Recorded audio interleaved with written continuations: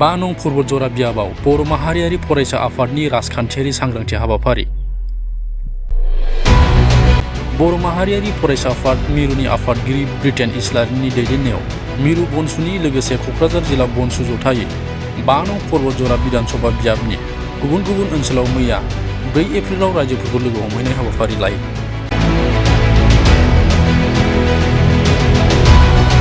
फैगौ 9 एप्रिलाव जानो गोनां 2026 मायथाइनि बिधानसभा बिसायख'थिखौ नोजोर बोनानै मंगलाजरा ओनसोलनि टेखनजरा गामि आरो साखाथिनि ओनसोलफोराव सांग्रांथि हाबाफारि लायो।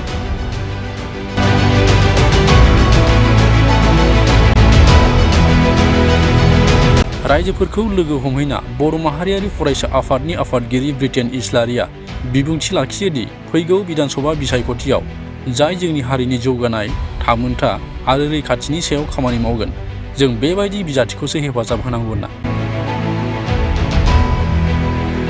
बर' माहारियारि फरायसा आफादनि बेबादि राजखान्थियारि सांग्रांथि हाबाफारिनि सायाव गोबां रायजोफोरा गोजोननाय फोरमायो।